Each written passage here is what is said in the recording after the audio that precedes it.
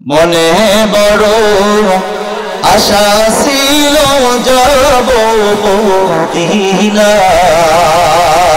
মারহাবা, একটু পড়েন না সবাই। মনে বড় আশা ছিল যাব মদিনায়, আরব সাগর পাড়ি দিব,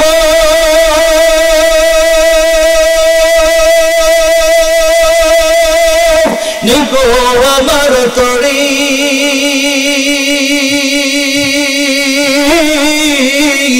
আমি পাখি নই যে উড়ে যাব, জানাতে বার করি। আমার সাদাস সম্বল নাই, আমার সাদাস সম্বল নাই, করি কি উপায়।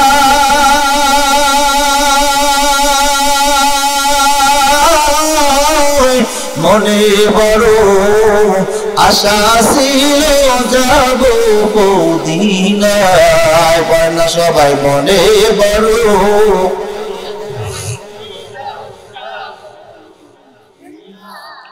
কষ্ট হচ্ছে নাকি আপনার? কষ্ট হয়? জিবরিল আলাইহিস সালাম উড়াল দিলেন জান্নাত দেখার জন্য। যখন উড়াল দিয়েছেন দুনিয়ার সময়ের একদিন নয়, দুই নয়, 1 বছর পর্যন্ত গেছে। কয় বছর? আরো ধরে বলেন। 1 বছর জিবরাইল আলাইহিস সালাম গেছে। এরপর জান্নাতের কিনারা, কথা বলেন কিনারা, আরো জোরে বলেন কিনারা। আচ্ছা, জিবরাইল আলাইহিস সালাম কত জোরে যায় জানেন আপনারা? জিবরাইল আলাইহিস সালামকে আল্লাহ পাক এত ক্ষমতা দিয়েছিলেন, একটা পাখা যদি এরকম করে নাড়া দেয়, এই একটা পাখা যদি এরকম করে নাড়া দেয়, 1 সেকেন্ডের মধ্যে 1,86,000 মাইল রাস্তা অতিক্রম করার ক্ষমতা আল্লাহ পাক জিবরাইলকে দিয়েছিলেন। 1,86,000 মাইল রাস্তা অতিক্রম করার ক্ষমতা আল্লাহ পাক জিবরিল আলাইহিস সালামকে দিয়েছিলেন, একটা পাখা। আর ওনার পাখা ছিল কতটা? 600 পাখা। জোরে বলেন কয় পাখা? 600 পাখা। যদি একবার, যদি একটা সেকেন্ডে যদি নাড়া দেয়, তাহলে ক্যালকুলেটর নিয়ে বসে হিসাব করে শেষ করতে পারবেন না। জিবরাইল আলাইহিস সালাম 600 পাখা মেরে একদিন নয়, 2 দিন নয়, 600 পাখা মেরে 1 বছর পর্যন্ত গেছে। এরপরও জান্নাতের কিনারা পায়। ওই জায়গায় ব্রেক করেছেন। এরপরে বাকি কথাগুলো একটু পরে বলি। আমার বন্ধুগণ, একটু গভীর মনোযোগ দিয়ে কথাগুলো একটু খেয়াল করেন। এখন আসেন আমি আপনাদের সামনে কোরআনুল কারীমের যে আয়াতে কারিমাটা তেলাওয়াত করেছি সেই দিকে যাই। ফাযকুরুনি আযকুরুকুম ওয়াশকুরুনি ওয়ালা তাকফুরুন।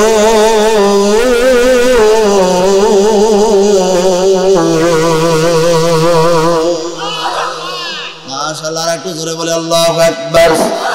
ফাযকুরুনি আযকুরুকুম। আমার আল্লাহ বলেন, এ বান্দা তোমরা যদি আমি আল্লাহকে স্মরণ করো, ওয়াশকুরুলি ওয়ালা তাকফুরুন, আমি আল্লাহ বান্দা তোমাদেরকে স্মরণ করব। আর একটু জোরে বলা যায় না সুবহানাল্লাহ? এ বান্দা তোমরা যদি আমি আল্লাহকে স্মরণ করো, আমি আল্লাহ তোমাদেরকে স্মরণ করব। বন্ধুগণ আমার ভাইয়েরা, আবার নবীর নামগুলো হযরত নূহ পয়গম্বর। জোরে বলেন কি নাম? আর একটু জোরে বলেন কি নাম? নূহ পয়গম্বর শুকনা মাটির উপরে নৌকা বানাচ্ছেন, শুকনা মাটির উপরে নৌকা বানাচ্ছেন, শুকনা মাটির উপরে নৌকা বানাচ্ছেন। হঠাৎ করে একজন বুড়ি মা লাঠিতে ভর দিয়ে নূহ পয়গম্বরের সামনে যা ডাক দিয়ে বলতেছেন, ওগো নূহ, তুমি কি করো? নৌকা বানাই।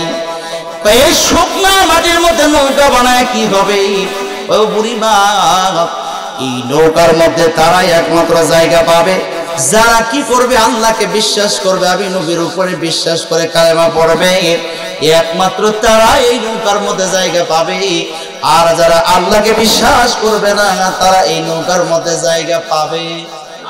কতক্ষণ জায়গা পাবে? বুড়িমা সঙ্গে সঙ্গে বললেন, এ নূহ, তোমার হাতটা একটু আগায় দাও। হাতটা যখন আগায় দিয়েছেন, এবার সঙ্গে সঙ্গে বুড়ি মা হাতের সাথে হাতটা মিলায় পড়ে নিয়েছেন লা ইলাহা ইল্লাল্লাহু নূহু নবী আল্লাহ। আল্লাহু আকবার, জোরে বলি আল্লাহ। লা ইলাহা ইল্লাল্লাহু নূহু নবী আল্লাহ, নূহুর উপরে কালেমা পড়ে মুসলমান হয়ে গেলেন। বন্ধুরা আমার ভাইরা, কালেমা পড়ে যখন মুসলমান হলেন, এমন সময়ের মধ্যে নূহ পয়গম্বর ডাক দিয়ে বলল, বুড়িমা আর টেনশন নাই, আপনি বাড়িতে চলে যান। আমি নূহ কথা দিলাম, প্লাবন যেদিন হবে, বৃষ্টি যেই দিন হবে, আমি নিজ হাতেই তোমাকে হাতটা ধরে নৌকার মধ্যে তুলে নেব। আরো জোরে বলেন। ওই সময় বুড়ি পড়েছিলেন আলহামদুলিল্লাহ। কি পড়েছিলেন?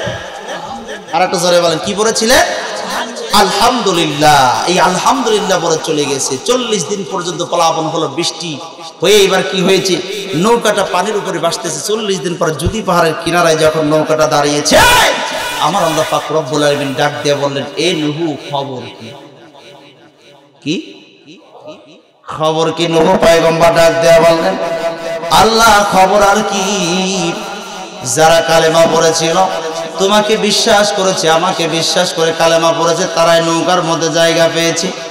আর যারা বিশ্বাস করে না, তারা নৌকার মধ্যে জায়গা পায়নি, সব তারা ধ্বংস হয়ে গেছে। বাড়িঘর গাছগাছালি যা আছে সব কিছু ধ্বংস হয়ে গেছে।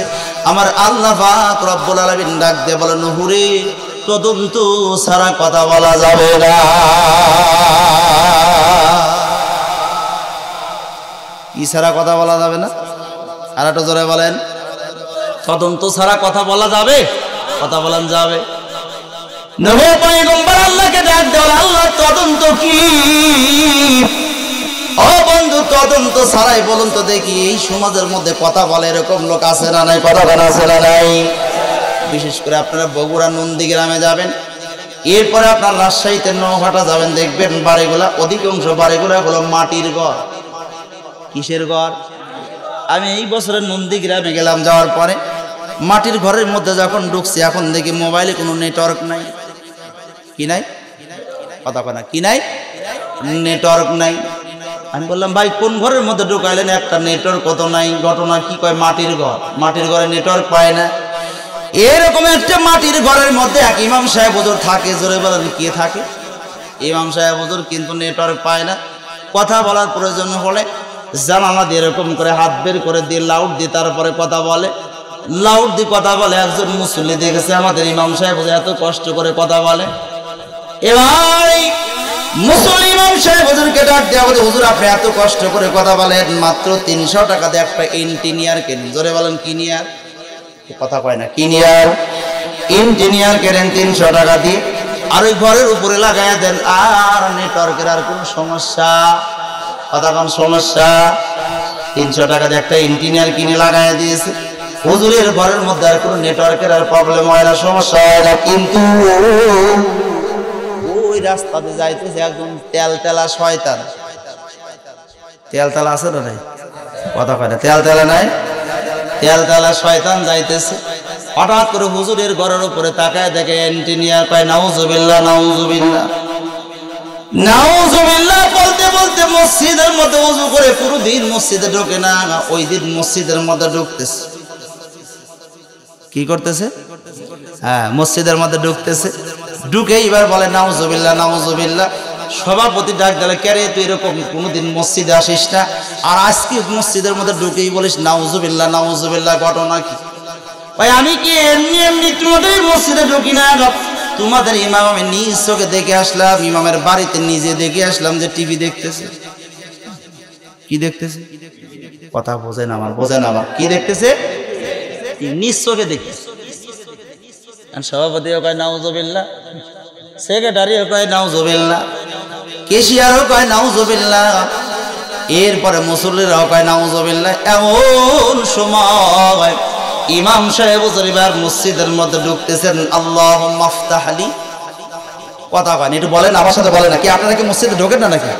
আল্লাহুম্মা আফতাহ লি আবওয়াবা রাহমাতি মসজিদে ডান পাতে যখন ঢুকছে সভাপতি ডাক দেয়া বলে, খবরদার ইমাম, তুমি এক পাও দিয়েছো কিন্তু দ্বিতীয় পাও তুমি দিও না, তোমার পিছনে নামাজ পড়া জায়েজ নাই।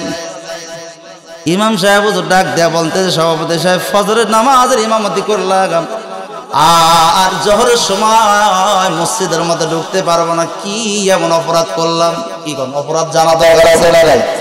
কি অপরাধ করলাম? সভাপতি সাহেব ডাক দেয়া বলতেছে, তুমি টিভি দেখো। ডাক দেয়া বলতেছে, নিজ চোখে দেখে আসছে, এই যে এই ছেলেটা নিজে চোখে দেখে আসছে তুমি নাকি তোমার বাড়িতে তুমি টিভি দেখতেছো। এখন ইমাম ডাক দেয়া বলতেছে, সভাপতি সাহেব আল্লাহর শপথ করে আমি বলতেছি, আমার ঘরে টিভি দেখা অনেক দূরের কথা, আমি জীবনে কোনোদিন আমি আমার ঘরে টিভি আনি না।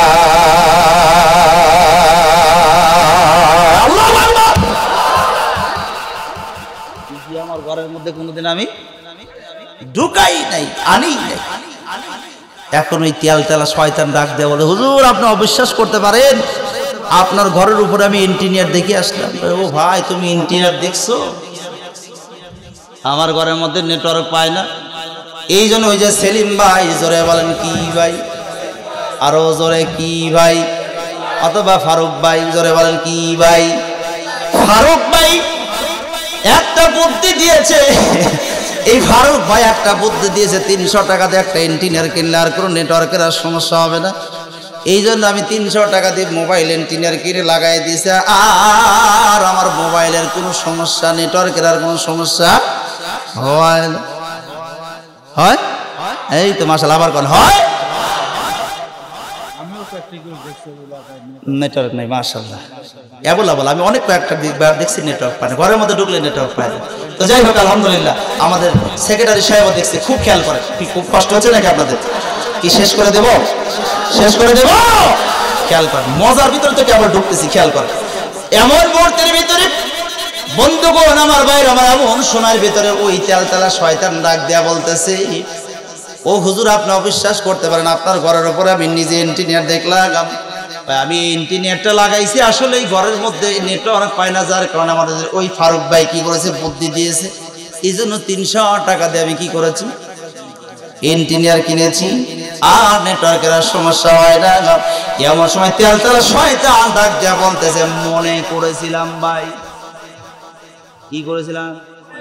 রাগ করতেছেন নাকি আপনারা? কি করেছিলাম? মনে করেছিলাম। এই মনে করার উপরে অনেকেই নিরপরাধ মানুষদেরকে দোষী করে করে জেলখানার মধ্যে ভরে রাখছে। কথা বলেন ঠিক না ঠিক ভাই? মনে করার উপরে দোষারোপ করে অনেকেই ফাঁসি দিয়ে ফাঁসির কাস্টে ঝোলাই দিয়েছে।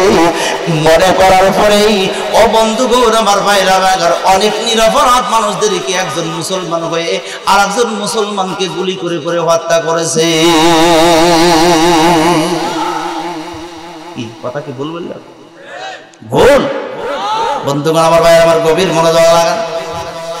এ মুসলমান রূহ পয়গম্বর এমন মুহূর্তের ভিতরে আল্লাহকে ডাক দিল, আল্লাহ তদন্ত কি করব? কয় বুড়ি মার খবর কি? সুবহানাল্লাহ, জোরে কানা, জোরে কানা। কয় বুড়ির খবর কেউ? কয় আল্লাহ বুড়ির কথা তো মনেই নাই। সুবহানাল্লাহ কয় না? এইদিকে খেয়াল করেন, জোরে করেন সুবহানাল্লাহ, আরো জোরে বলেন। আল্লাহ বুড়ির কথা তো মনে নেই। এই জন্যই তো তোমাকে বললাম তদন্ত ছাড়া কথা বলা যাবে না, যাও বুড়ির খবর নেও। পেলে বুড়ির আর কি খবর নেবো? দুনিয়ার সব কিছু ধ্বংস হয়ে গেছে, বাড়িঘর ধ্বংস হয়ে গেছে, মানুষগুলো ধ্বংস হয়ে গেছে, বুড়ির খবর কি নেবো? এই জন্য তো আমি বললাম রে রুহু, তদন্ত ছাড়া কথা বলা যাবে না, যাও দেখো রুহুর কি খবর, বুড়ির কি খবর। রুহু একটা দৌড় দিয়ে তাকায় দেখে দুনিয়ার সব কিছু ধ্বংস হয়ে গেছে, কিন্তু ওই বুড়ির ঘর, ঝুপড়ি ঘর যেরকম আছে ওই রকমই আছে। আরো জোরে এক কথায় রুহু পয়গম্বর ডাক দিয়েছে, ও বুড়িমা।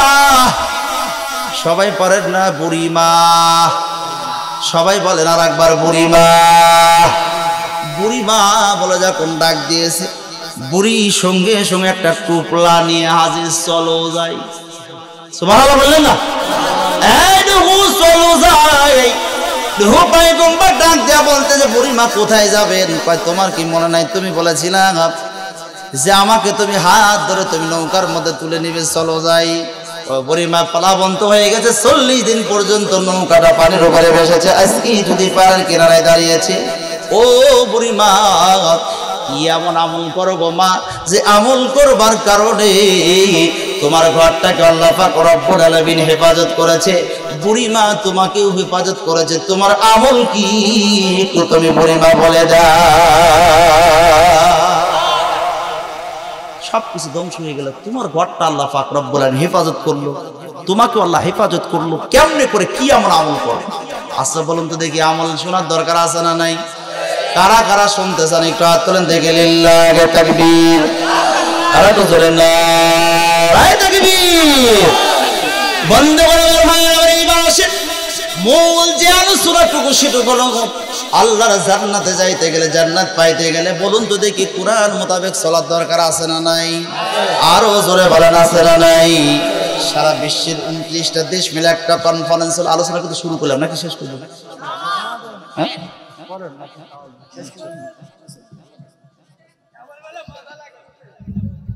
কি করবো, শেষ করে দেবো ভাই, রাত তো অনেক হয়ে গেছে। সারা বিশ্বের 29টা দেশ মিলে একটা কনফারেন্স হলো, দেখেন কত মজা।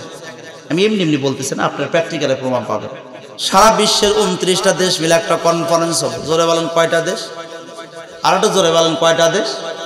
29টা দেশ মিলে একটা কনফারেন্স হলো। এই কনফারেন্সের মধ্যে ডক্টর, ইঞ্জিনিয়ার, ব্যারিস্টার যে যার মতো সবাই বক্তৃতা দিয়ে দিল। সর্বশেষে যিনি বক্তৃতা দিলেন তিনার নাম হলো ডক্টর ইউনিগিলান। ডক্টর নামটা মুখস্থ করতে হবে, ডক্টর ইউনিগিলান। এই ডক্টর ইউনিগিলান মঞ্চের মধ্যে ডাক দিয়ে বলেন, ভাই আমার, এত সময় পর্যন্ত তোমরা যে যার মতো সবাই বক্তৃতা দিয়ে দিলা, এই মুহূর্তে আমি যে বক্তৃতা দিতে চাই, আমার মনে হয় এরকম বক্তৃতা পৃথিবীর জমিনে কেউ কোনোদিন শোনে, কথা করে শোনে নাই। ওই মঞ্চের মধ্যে তুরস্কের একজন সাংবাদিক ছিল, মুসলমান সাংবাদিক, নাম ছিল তার মালিক আল হাম্মাম। মালিক আল হাম্মাম ডাক দিয়ে বললেন, স্যার আপনি কত বই পড়েছেন? তিনি ডাক দিয়ে বলেন, আমি 1 নয় 2 নয় 22,000 বই পড়েছি। কয় হাজার? আর একটু জোরে বলেন কয় হাজার? 22,000 বই পড়েছি। ডাক দিয়ে বলে, স্যার মাইন্ড করবেন না, আপনি যে 22,000 বই পড়েছেন, ওই 22,000 বইয়ের লিস্টিটাকে একটু দেখাতে পারবেন? কয় অফকোর্স, অবশ্য দেখাতে পারবো। 22,000 বইয়ের লিস্টিটা যখন দেওয়া বলো, মালিকার হাম্মাম এক নজরে তাকায় দেখে ডাক দিয়ে বলতেছে, স্যার আপনি মাইন্ড করবেন না, আপনি যে 22,000 বই পড়েছেন, এই 22,000 বইয়ের মধ্যে আসল বইয়ের নাম না কি নাই। আর একটা জোরে বলেন, আসল বই কোনটা? আস্তে কোনটা? জোরে বলেন, আরো জোরে বলেন।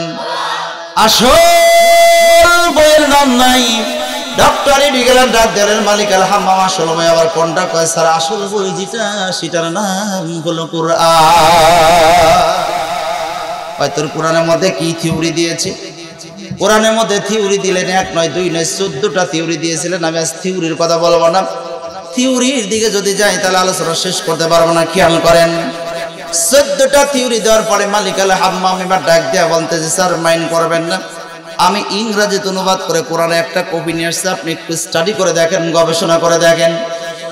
এবার ডক্টর ইউনিগিলান তাফসীর করে কোরআনের কপিটা তাফসীর করে বাম হাত দিয়ে নিয়ে নিলেন। বাম হাত দিয়ে নিয়ে যখন তিনি বাড়িতে চলে গেছেন, রাত যখন 1টা বেজে গেছে, গভীর রাত, ডক্টর ইউনিগিলান বিছানার মধ্যে শুয়ে পড়েছেন। হঠাৎ করে মনে পড়ে গেল, মালিক আল হাম্মাম না কোরআনে একটা কপি দিয়েছে, একটু স্টাডি করবার দরকার, গবেষণা করবার দরকার। ও বন্ধু, আমাদের সন্তানদেরকে বলুন তো দেখি, কোরআনের শিক্ষা শিক্ষিত করে গড়ে তোলা দরকার আছে না? একটু পরে বলতেছি কোরআনের কত দাম। বন্ধু একটু পরে আপনারা বুঝতে পারবেন। এবার ডক্টর ইউনিগিলান রাত যখন 1টা বেজে গেছে, গভীর রাত, তার বুড়ি 71 বছরের বুড়ি, তার স্ত্রী শুয়ে আছে পাশে। এই বুড়ি স্ত্রীকে ডাক দেয়া বলতেছে, রাত 1টার সময় তাড়াতাড়ি করে, এর স্ত্রী তাড়াতাড়ি করে ওঠো। স্ত্রী দুসরা মুসরা লাফা হইতে ডাক দেয়া বলতে, স্বামী আমার গভীর রজনীতে এরকম করে ডাকছো কেন? ডাকার কারণ কি? রে বিবি আমার, আমার জীবন আমি 1 নয় 2 নয় 22,000 বই পড়লাম, আর এই 22,000 প্রত্যেকটা বই শুধুমাত্র কেবলমাত্র একমাত্র কুরআনুল কারীম ব্যতীত যত বই আছে 22,000 বইয়ের মধ্যে প্রথম পৃষ্ঠার পরের পৃষ্ঠার মধ্যে ছোট্ট করে বইগুলোতে লেখা ছিল, এই বইটার মধ্যে ভুল থাকতে পারে, ভুল বলে ক্ষমার দৃষ্টিতে দেখবে। আজকে আমি গভীর রজনীতে যে বইটা আমি গবেষণা করা শুরু করেছি এই বইটার লেখক লিখে দিয়েছে, এই বইটার মধ্যে ভুল তো অনেক দূরের কথা, ভুলের সুন্দর পর্যন্ত যালিকাল কিতাবু লা রাইবা ফীহি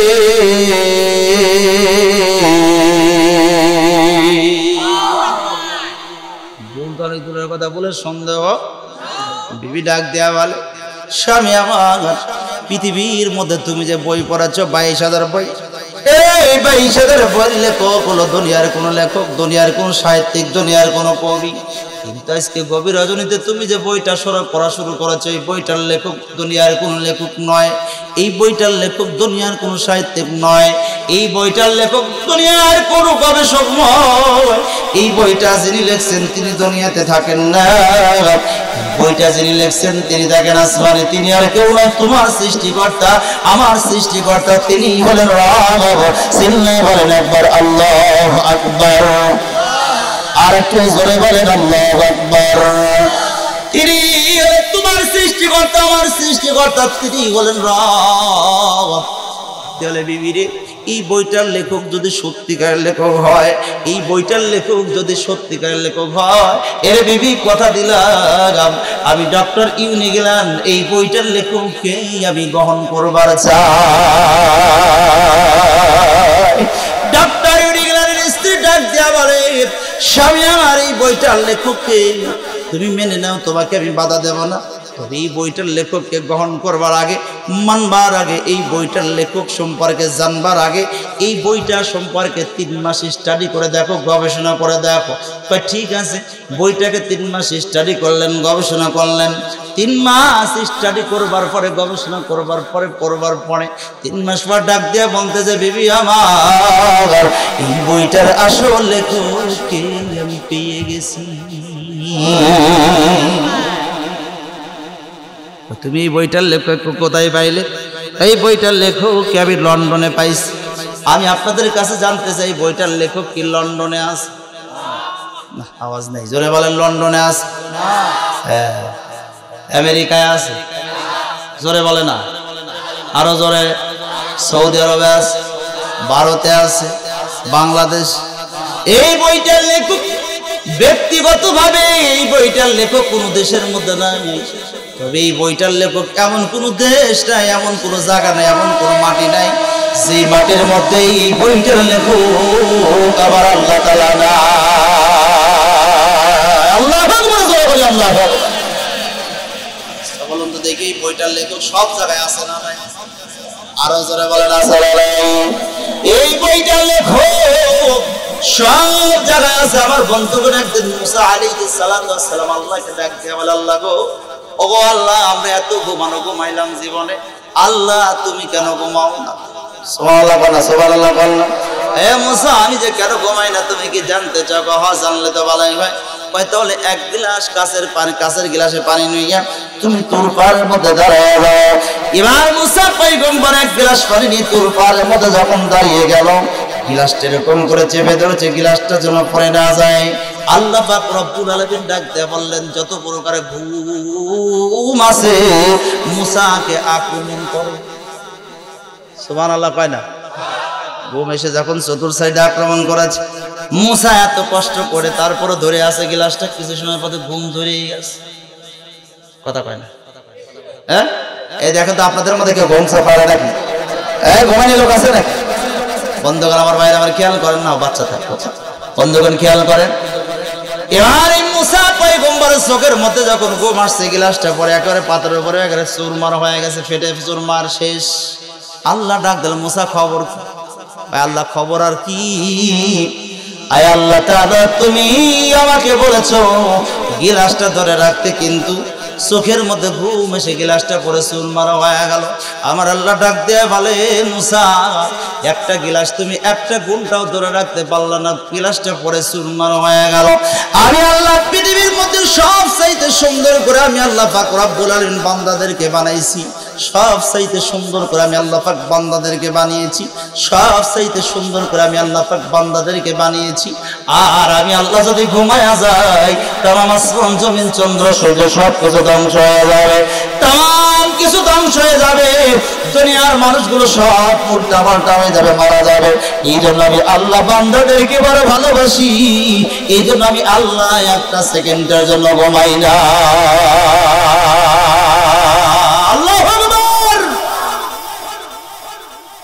সেই রব এমন একজন রব, বলুন তো দেখি এই রবের দাসত্ব গোলামি করবার দরকার আছে না নাই?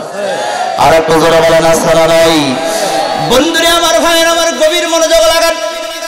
ওই যে এক চাচা তার স্ত্রীকে বলে ফেলেছে, এক চাচা তার স্ত্রীকে বলে ফেলেছে, তুমি যদি আকাশের চাঁদের চেয়ে সুন্দর না হও তাহলে তুমি তালাক। কি? আকাশের চাঁদের চেয়েও যদি তুমি সুন্দর না হও তাহলে তুমি তালাক। তুই চাষি আবার দেখতে ওই যে পাতিলের নিচে যেরকম কালা থাকে ওরকম কালা। চাষি মনে মনে চিন্তা করছে আকাশের চাঁদ হলো ধলা আর আমি হলাম কালা, তাহলে শেষ তালাক হয়ে গেছে। কানতে কানতে চাষি চলে গেছে বাপের বাড়ি। আচ্ছা বলুন তো দেখি, চাষাদের কাছে স্ত্রীদের কি প্রয়োজন নাই? কেরে বা দরকার আছে না নাই? চলে গেছে মহাতাইম হুজুরের কাছে, প্রিন্সিপাল হুজুরের কাছে। ধরেন আপনাদের এই শরৎনগর ফাজিল মাদ্রাসার প্রিন্সিপাল হুজুরের কাছে যা ডাক দিয়া বলতেছে, হুজুর আমি একটা ব্যাট গুটিয়া কাজ করে ফেলেছি। কি গুটিয়া? কথা কয় না, কথা কয় না, কথা কয় না। ব্যাট গুটিয়া কাজ করে ফেলেছি। কি ব্যাট গুটিয়া কাজ? ভাই আমি আমার স্ত্রীকে বলে ফেলেছি, তুমি যদি আকাশের চাঁদের চেয়েও সুন্দর না হও তাহলে তুমি তালাক। হুজুর কোরআনের মধ্যে ঢোকে নাই, হাদিসের মধ্যে ঢোকে নাই, ইসমা কিয়াসের মধ্যে ঢোকে নাই, না ঢুকে বলতেছে, ও চাচা চাচিটা দেখতে কেমন? কয় পাতিলের নিচে যেরকম কালা থাকে ওরকম কালা। কয় তাহলে শেষ। তাহলে কি? কথা কয় না। তাহলে কি? শেষ তালাক হয়ে গেছে। কান্তে কান্তে রাস্তা দিয়ে যখন রওনা দিয়েছে, 8 বছরে একজন তলবে ইলম ছাত্রের সাথে দেখা হয়েছে। সুবহানাল্লাহ কয় না? 8 বছরের একজন তলবে ইলম ছাত্রের সাথে দেখা হয়ে গেছে। ওই ছাত্রটার নাম হলো নুমান ইবনে সাবিত। 8 বছরের নুমান ইবনে সাবিত ডাক দিয়ে বলছে, ও চাচা কাঁদতেছেন কেন? কি হয়েছে? এইখানে খের, এই যেটা কি খের না, এই খেরের মধ্যে আগুন ধরাই দিয়েছেন, আর আগুনের উপরে যদি আবার লাকড়ি দেন, খের দেন, আগুন কি নিভবে না জ্বলবে? এই কথা কয় না রে সব ভাই, নিভবে না জ্বলবে?